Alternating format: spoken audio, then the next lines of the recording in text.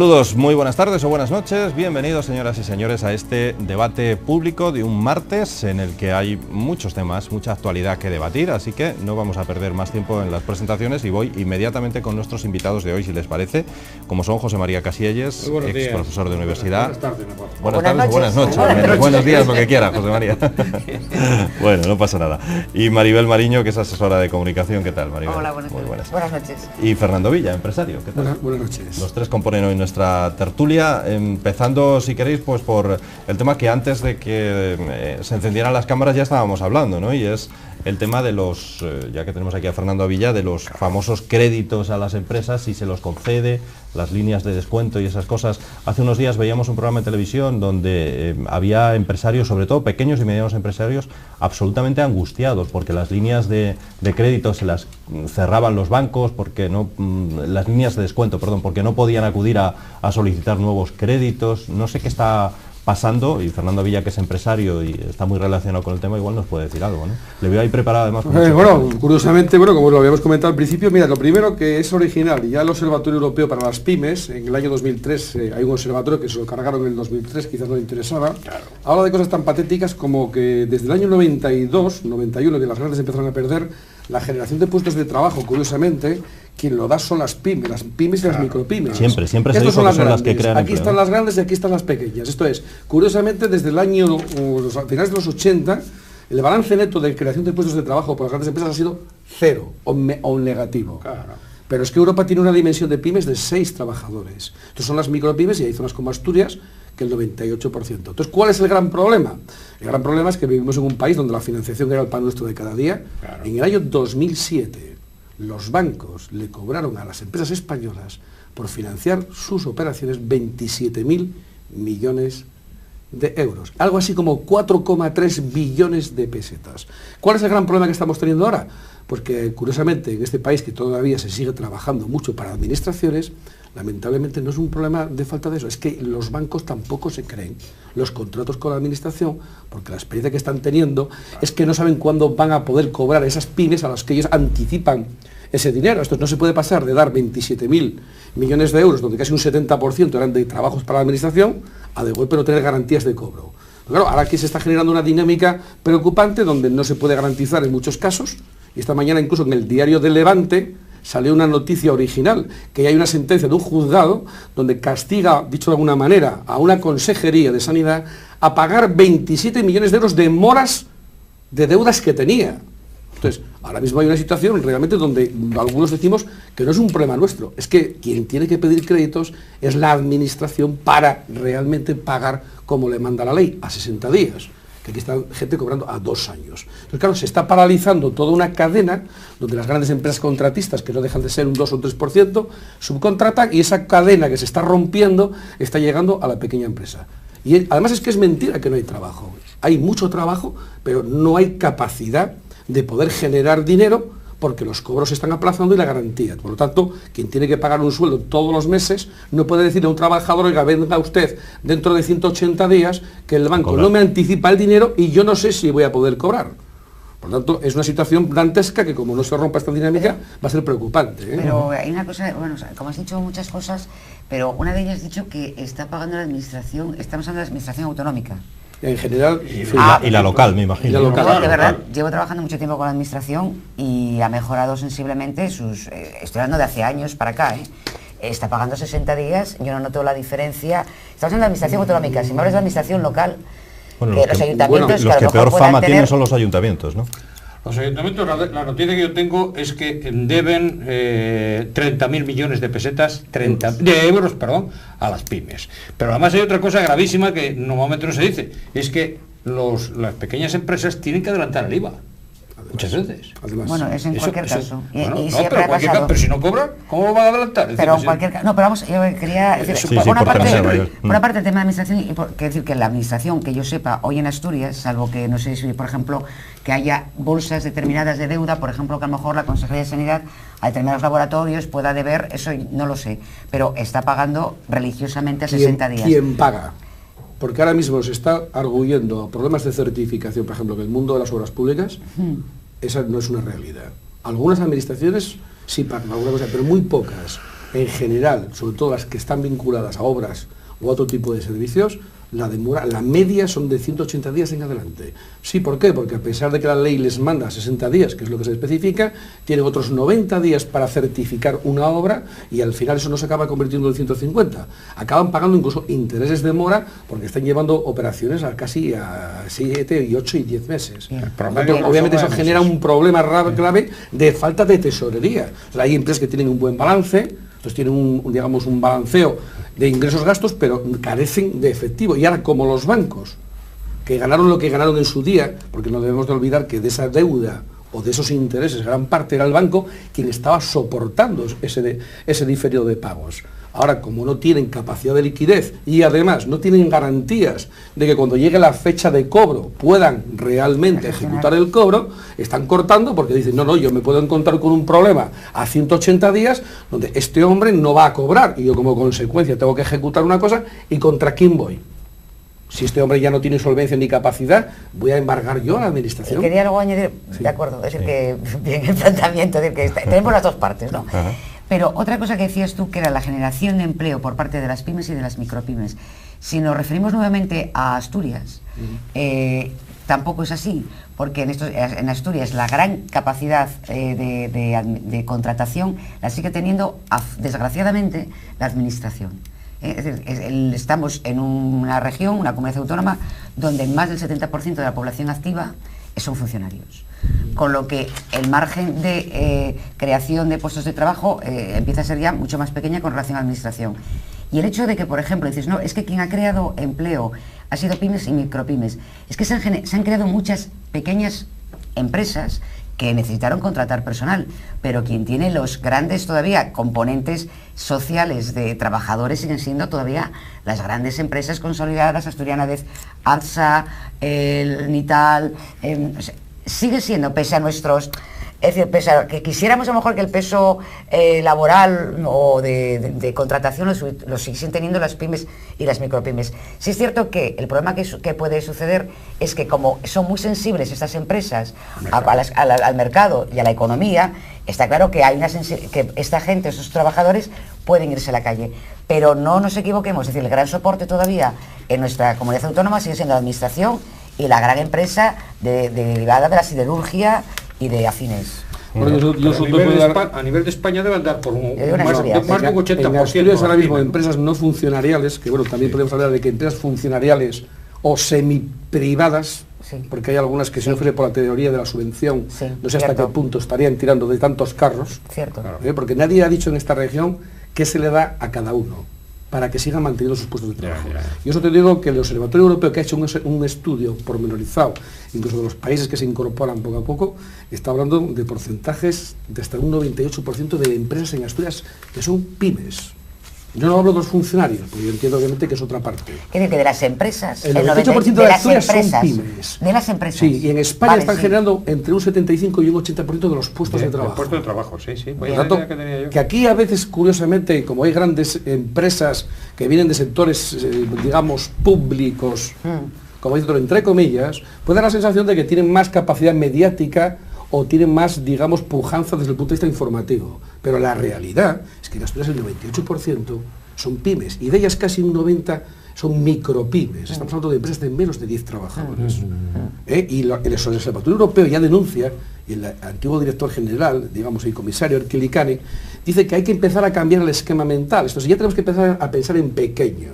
Entonces Europa poco a poco irá trasladando esas grandes empresas a países, digamos, no europeos, por costes laborales, y Europa o apuesta por las pymes o la solución de futuro va a ser realmente impresentable. Por tanto, qué cosa más original que ya en el año 2000 se habla de que la dimensión media en Europa de empresas es de 6 trabajadores.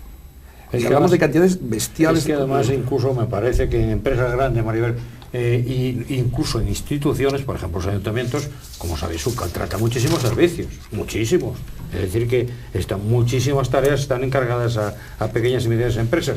Si encima, insisto, no les pagan a tiempo, no les pagan a los 2 meses que está establecido, sino 8 o 9, y para más INRI, esos autónomos tienen que pagar el IVA adelantado, porque eso es así. Además, hay un pequeño dato. Creo que en este país, vamos a poner un número sencillo, y luego cada uno que piense lo que quiera.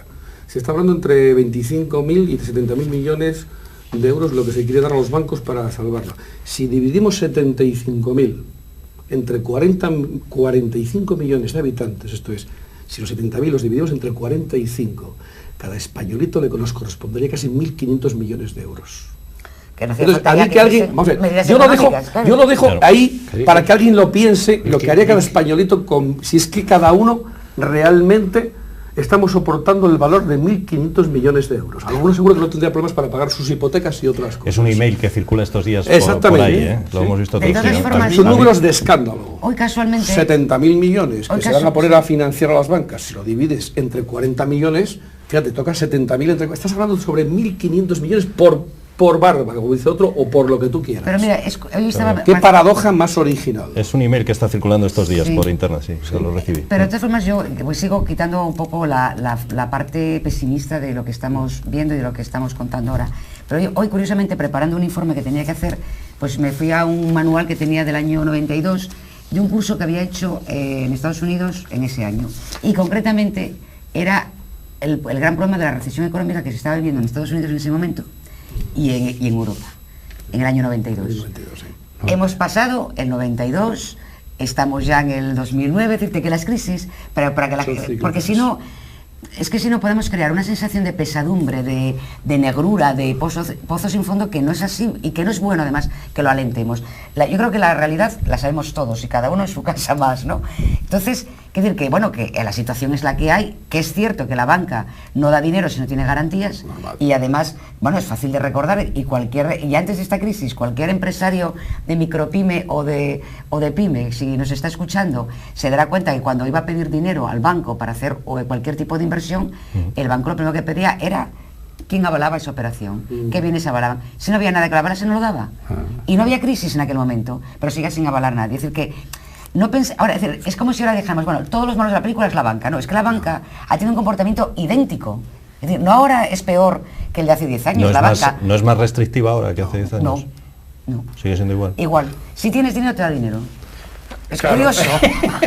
Si tienes dinero, te da dinero. Pero si no lo tienes, no te lo da. Y es que no te lo da ahora, ni te lo ha dado hace 10 años. Pero Maribel, si la banca no se fía de la banca, entre ellos no se fía, imagínate cómo quedamos el resto de los... La banca, como cualquier persona que trabaja, lo que está buscando es la capacidad de reversión de su préstamo. Vamos a ver, ahora lamentablemente las garantías...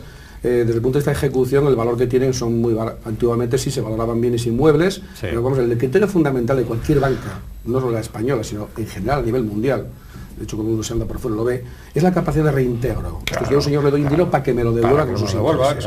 ¿Cuál es el gran problema que está teniendo la banca ahora? Que se está dando cuenta que la capacidad de reintegro cada vez es más complicada. Entonces ahora ya no te valen ni contra el patrimonio. Yo no soy, digamos, pesimista, al revés. Lo que pasa es que hay lecciones que parece que en este país nadie quiere aprender. Nos pilló la de los 79, el famoso precio estable, con todo lo que llovió. Y en el 92 también. Pero yo te puedo contar una anécdota.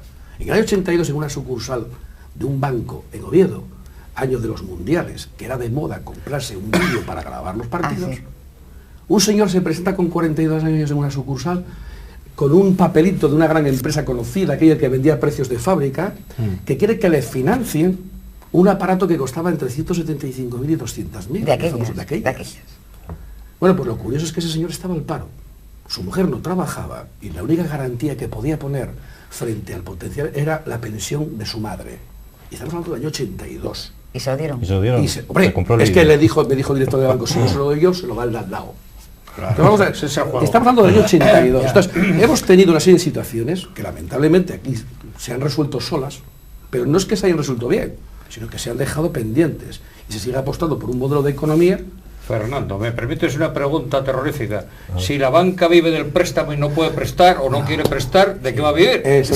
No puede prestar, porque en esos momentos también es verdad que la banca, el Estado en este momento, tiene una deuda importante con la banca. Esa es otra, ¿no? Claro, entonces el problema es decir que quien le avala, es decir, su garantía está en quiebra, en quiebra, el Estado no está, vamos a decirlo, bueno, una quiebra relativa, porque tampoco vamos a traer... Eso no lo dirás para tranquilidad. No, pero es que, por ejemplo, y viene a cuento la cuestión de las eléctricas, ¿no? ¿Por qué suben las tarifas eléctricas? Bueno, eso... ¿Por qué el déficit tarifario? Pues por una razón, porque la banca necesita la garantía de que se devuelva el dinero. Es decir, el Estado ha dicho a las eléctricas, ustedes no me pueden subir el precio de la luz. Aznar paralizó en varias ocasiones la subida del precio de la luz. ¿Qué sucede?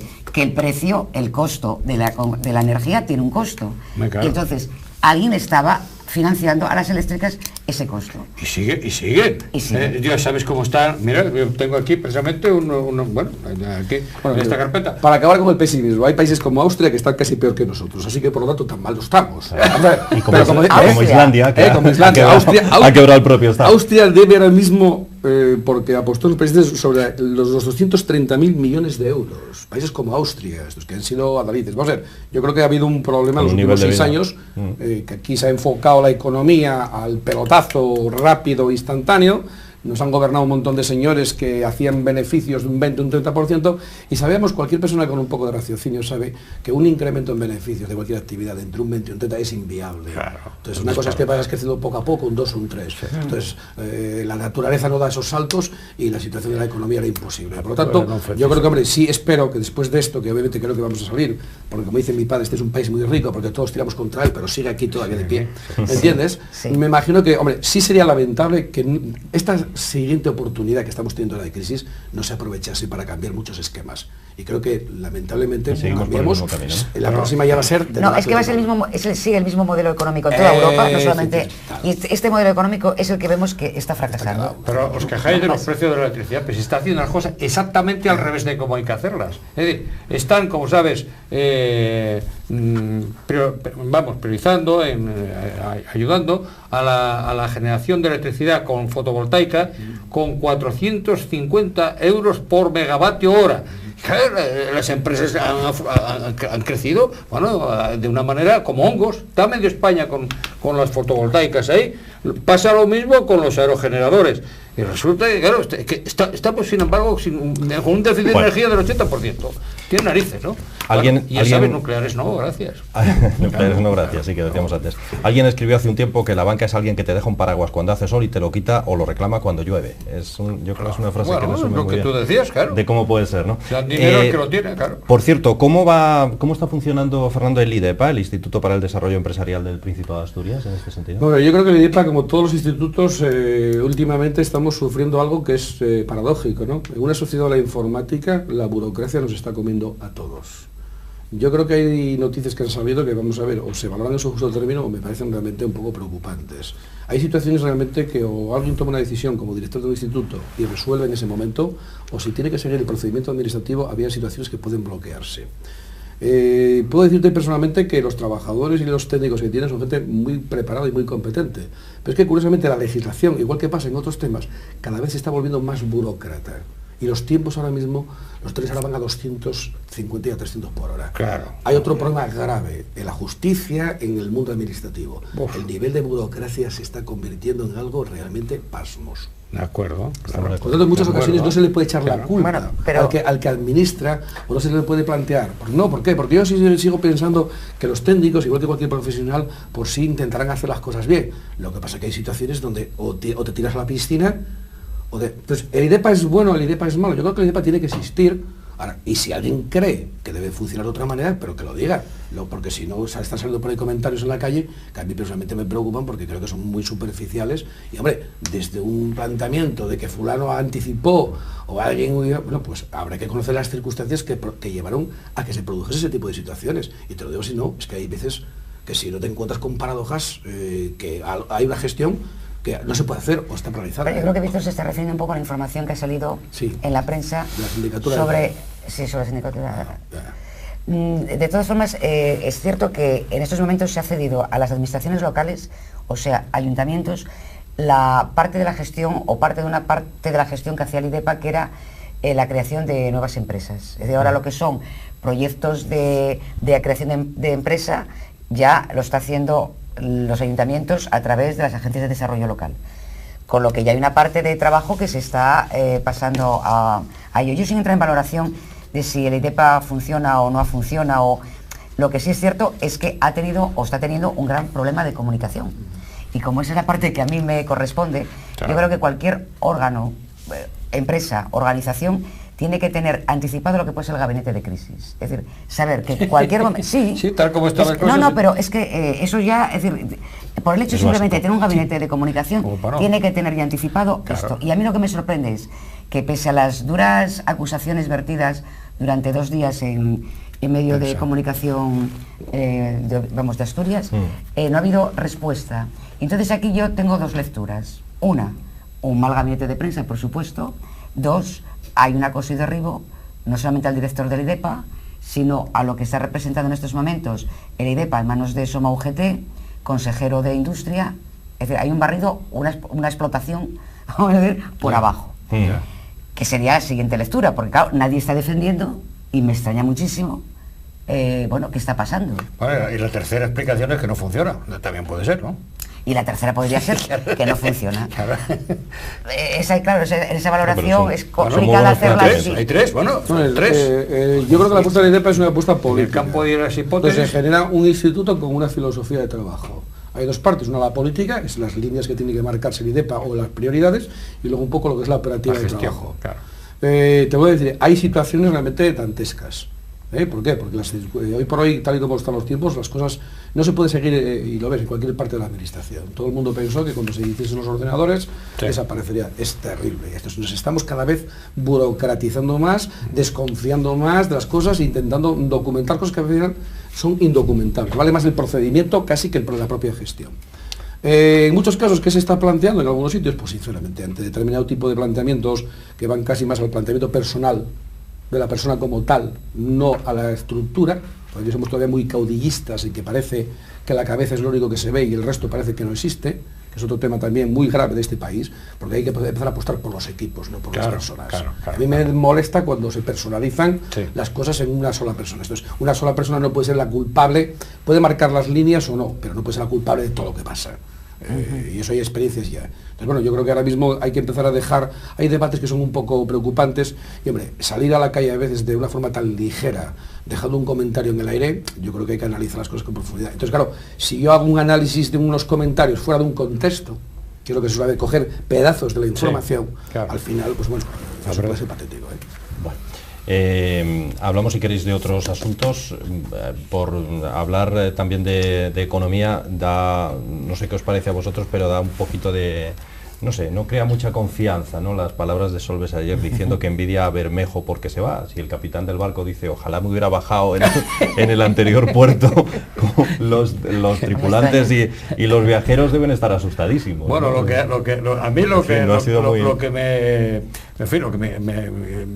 me parece que es una interpretación casi evidente, es que no ha habido dimisión, que ha habido cese. Es decir, si este señor quiere dimitir, no puede, pues es que el otro lo ha dimitido, lo han cesado. Porque claro, viene a decir aproximadamente como que es imposible dimitir, porque si él lo que quiere dimitir resulta que no le dejan, pues a otros se debe suponer que lo han cesado, claro. De todas formas, como anécdota así, a mí el personaje del ministro de Economía me parece como un fraile sacado de contexto. Es decir, él es así como muy... Sí, tiene un poco como el aspecto de fraile, de una persona monástica, vaya. Sí. Un hombre sobrio en su expresión, su voz normalmente no la saca del como cuello. Enclaustrado en sus opiniones, parece que... Sí, y luego además es valiente, porque ha dicho cada cacho cosa en lo que llevamos de año, que dice cosas que dice, pero como las dice con esa voz tan suave, tan como si estuviese casi cantando en latín,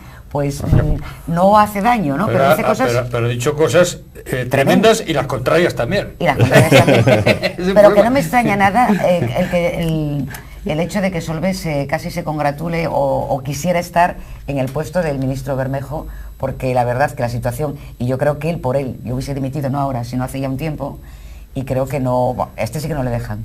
No, Yo saco la conclusión de que no se puede, no dimitir, no te dejan. Y además acordaros, fíjate, ahora ya se está hablando del 2011. 2011, claro. Se está hablando ya de fechas de... Hombre, siempre esa idea de coger territorio por delante para... Claro, eso estratégicamente va muy bien. Por si hay que hacer una retirada o lo que sea. Es paradójico.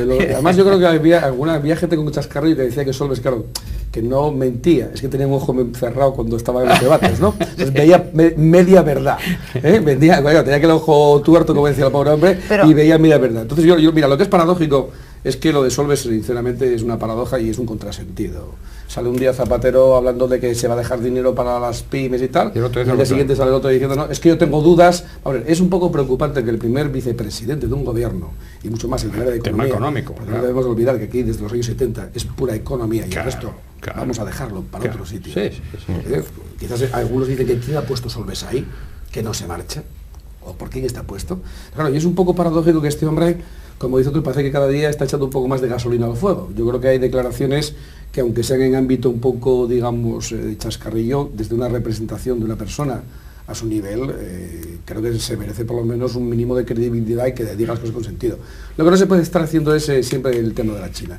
Y al final, hombre, yo creo que han cargado el tema con Bermejo porque se ha salido en una cacería, que creo que el hombre, no le da mucho en la cabeza al hombre, o parece mentira que una foto que se han hecho, que además así en cuerpo presente, recordando viejos tiempos de aquella escopeta nacional que salía, ¿no? Que parecían fotos de una escopeta nacional. Yo creo sinceramente que al final, bueno, es un sector que estaba ahí, que el mundo de la judicatura, con todos los problemas que ha tenido y que sigue teniendo, pero en el tema de Solves, yo la verdad, me sorprende lo de este hombre cada día. Yo creo que, no sé, nadie lo obliga a marchar, o realmente, y si está contento o le parecería bien hacer lo mismo, ¿cuál es el motivo por el que no se va? Porque como bien dice Casillas, que es que pasa, que tienen que cesarte, no sabes dimitir tú solo. Claro, pues además lo de la dimisión, pero nadie se ha puesto, lo de la dimisión es nadie le ha facilísimo. acusado. Yo lo que sí he hecho en falta, y haciendo a que ahora haya un giro totalmente, es un pacto de gobierno entre el PP y el PSOE, bueno, un pacto de gobierno entre el PP y el PSOE, entre todos los partidos políticos, para de alguna forma aunar esfuerzos con la cuestión que estamos viviendo. Lo mismo que se ha hecho puntualmente para el País Vasco, y es posible que llegue a gobernar PSOE y PP. Eso está claro. Bueno, pues estamos en una situación que que es difícil y que yo creo que tendríamos todos. Izquierda Unida también, todos, es decir, sindicatos, sin escatimar a nadie, y decir, bueno, vamos a tratar de aunar y poner unas políticas, hay que salir de esto, claro, que puedan, que sean, bueno, pues que de alguna forma tengan, pues no las políticas de dar dinero a los bancos para que nos lo presten, que al final no nos lo prestan, algo más. Primero tapan agujeros y después ya propios, y después ya prestarán. Si imagínate, explícale tú al ciudadano de a pie que va a pedirse nada, pues 2.000 o 3.000 euros a un banco y que no se los dan, y al señor se le van a dar 70.000 millones de euros. A ver, yo es que la situación económica, yo creo que ya no es una cuestión de debate político, ya está ahí marcada. Lamentablemente, pues quizás los gurús de la economía, de hecho ha habido grandes guantazos, ¿no? El Madoff, el otro, gente que ha perdido fortunas, y creo que esa gente tendrá buenos asesores y buena gente preparada para poner el dinero en manos de esta gente, ¿no? Ahora, en el tema de Solves es una especie, digamos, de contradicción. Yo creo que está de contradicción en contradicción, o es un querer decir, bueno, sí, pero. No, lo que es el sí, pero. Lo que está demostrando que no hay, primero, una estrategia económica para España. Están a la espera de lo que suceda en Europa y en Estados Unidos. Entonces, digo, bueno, pues si no solamente, ya no son gestores los políticos, que al menos sean buenos administradores. Eso ya es un poco complicado, ¿eh? A ver, yo creo que en este país se vota más la imagen que la capacidad. Y aquí hay gente que tiene un pico que te mueres, pero hay mucha gente que tiene un pico del copón, pero luego en gestión, los gestores suelen ser gente más gris, o gente que a veces políticamente no tienen futuro. Y ese es el gran problema, que aquí se vota el espectáculo. Había gente que decía que la próxima vez que hagan Operación Triunfo, y que nos quiten las elecciones, por lo menos lo vamos a pasar mejor, ¿no? Pero claro, yo creo que el problema de este país es que ha apostado mucho, quizás por la imagen, por la supuesta credibilidad, pero por gestión, en muchos casos, los buenos gestores. Y de hecho hay muy pocos buenos gestores en política, suelen estar en otros sitios, ¿eh? Claro. Por cierto, ¿pensáis que la decisión del Principado de comprar ahora, creo que unos 300 pisos es lo que van a comprar, van a pagar hasta 90.000 euros, hasta 15 millones de las antiguas pesetas por piso a los constructores que estén en apuros? ¿Pensáis que esa es la solución? Antes volvimos casi al principio, porque al principio hablábamos de que volvemos a seguir por el mismo camino, que es el de la construcción, el asfaltar y el ladrillo. No sé qué opináis vosotros, igual es una medida. Yo hay una cosa que lo estaba comentando antes, es decir, parece ser que la cifra de pisos que están disponibles y ya edificados, además terminados, está entre 700.000 y 1 millón. Bueno, lo que me parece que es de sentido común es que los entes públicos... En España, evidentemente. Sin vender, Entonces, los entes públicos no deben seguir haciendo vivienda, digo yo, porque es que, vamos, es echar leña a fuego, Ahora... No se hace, se compra la que ya está hecha. Claro, se compra la que ya está hecha, eso es de sentido común. Ahora, ¿por qué se toma esa medida precisamente en ese sector inmobiliario y no en otros? Claro, esa es la pregunta también que hay que hacer, porque es que hay... Sí, ¿por qué no le preguntan a una pequeña pyme que por mantener un puesto de trabajo y comprometerse a no echarlo en 2 años le van a dar también 90.000 euros? Por ejemplo. Vamos a ver, yo me entiendo que si estamos en un periodo de crisis, en una libre economía habrá que plantearse un sector, aquí, ¿no? Pero espera, que aquí hay... Es que, porque luego que los van a alquilar a gente que no tiene capacidad de pagarlos. No, es que claro, yo creo porque que eso está pasando en otras comunidades autónomas, ¿eh? De hecho hay un caso concreto en Cataluña, con un compromiso con la Generalitat y Caixa, que se hicieron viviendas de promoción especial para gente y curiosamente de 160 y pico pisos solo pudieron entrar, me parece que son 40, porque los demás, la Caixa, a pesar de tener firmado un compromiso, decía que eran insolventes, que no iban a pagar nunca. Alquiler protegido van a ser. Exactamente, bueno, pero es que volvemos van a ser para alquiler protegido. Sabéis que el Principado tiene unos planes de vivienda social, de viviendas con ayudas para gente con pocos recursos. Entonces, yo creo que no es mala medida esta, porque comprar los hechos. La finalidad es buena, es decir, que es facilitar viviendas en alquiler a precios baratos. Esa es otra cosa. Porque es en alquiler, no es para comprar. Es en alquiler, sí. Con lo que, de alguna forma, está haciendo un plan de vivienda de ayuda está paliando una situación de demanda, y además yo creo que la gente que tiene escasos recursos, es absurdo que se meta a comprar, porque si no tiene recursos, como puede, es alquilarlo, y alquilarlo a un precio razonable. Y a su vez, si de alguna forma también ayuda a determinadas empresas que están en situación de bancarrota, empresas inmobiliarias, pues yo creo que consigue 2 objetivos. Esto es como los colegios públicos concertados y colegios que crea el Estado.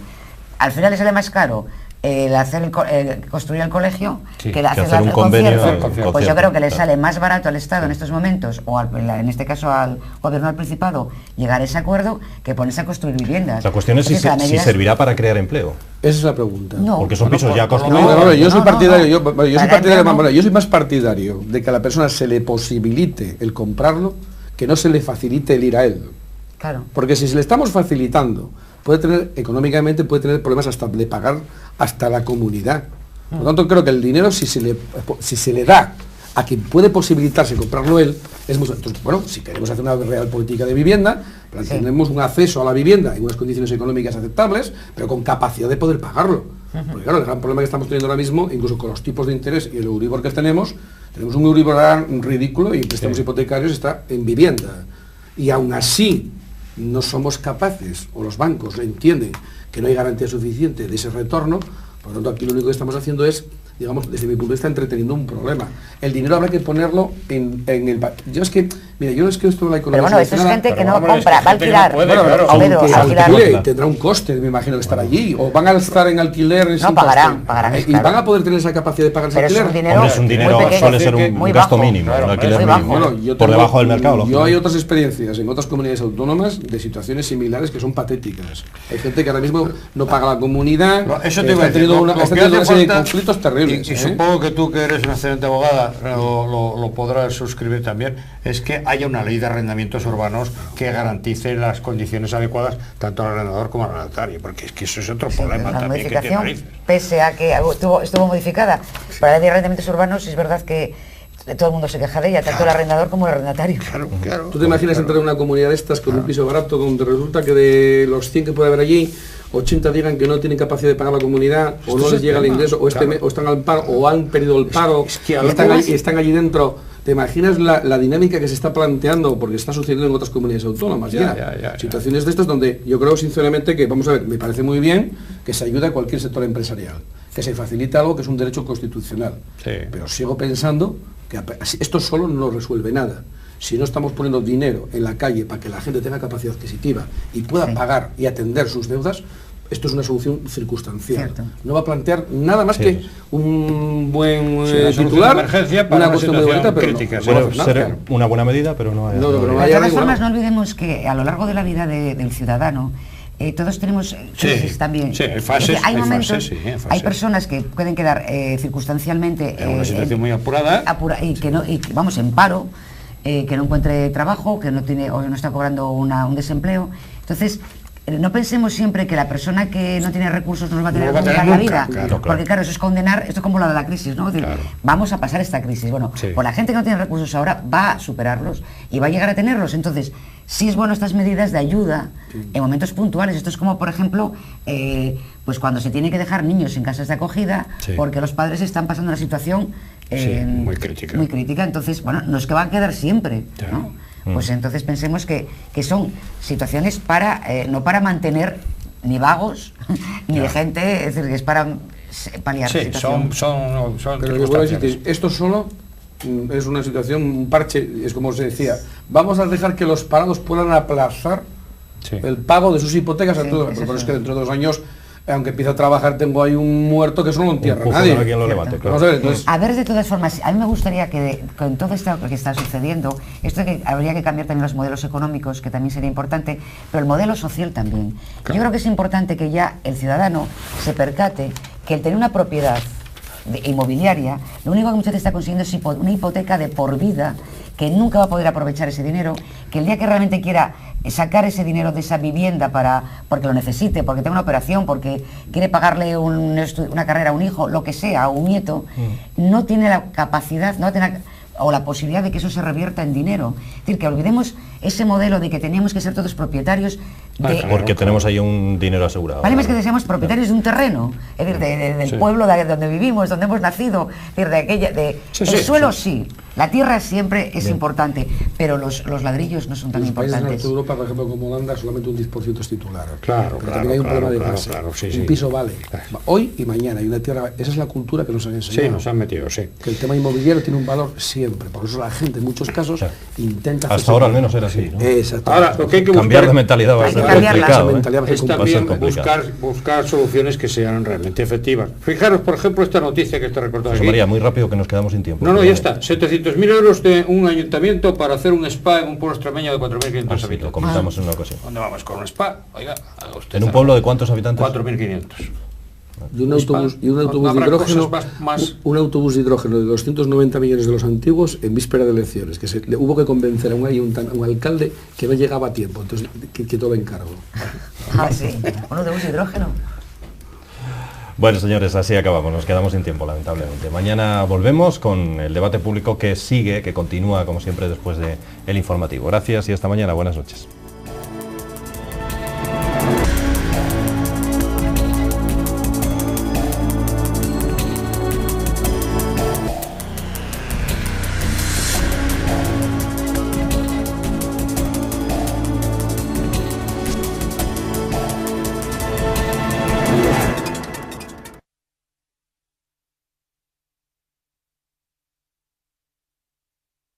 Castiga, dicho de alguna manera, a una consejería de sanidad a pagar 27 millones de euros de moras de deudas que tenía. Entonces, ahora mismo hay una situación realmente donde algunos decimos que no es un problema nuestro, es que quien tiene que pedir créditos es la administración para realmente pagar como le manda la ley, a 60 días. Que aquí está gente cobrando a 2 años. Entonces, claro, se está paralizando toda una cadena donde las grandes empresas contratistas, que no dejan de ser un 2 o un 3%, subcontratan y esa cadena que se está rompiendo está llegando a la pequeña empresa.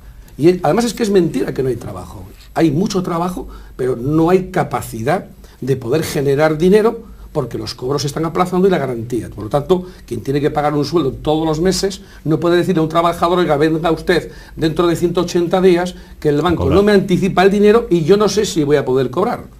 Por lo tanto, es una situación dantesca que como no se rompa esta dinámica va a ser preocupante. Pero hay una cosa, bueno, como has dicho muchas cosas, pero una de ellas has dicho que está pagando la administración, estamos hablando de la administración autonómica.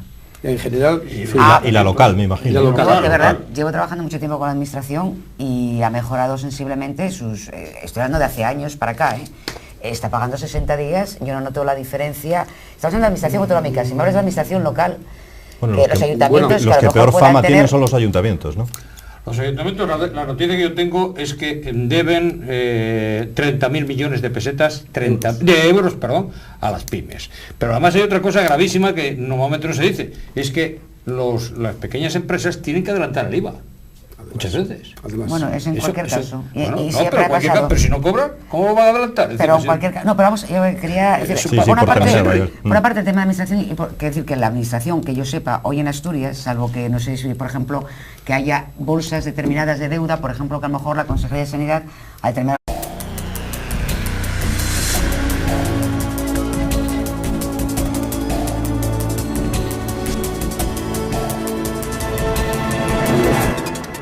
Saludos, muy buenas tardes o buenas noches, bienvenidos señoras y señores a este debate público de un martes en el que hay muchos temas, mucha actualidad que debatir, así que no vamos a perder más tiempo en las presentaciones y voy inmediatamente con nuestros invitados de hoy, si les parece, como son José María Casielles, ex profesor de universidad. Buenas tardes, o buenas noches, buenos días, lo que quiera, José María.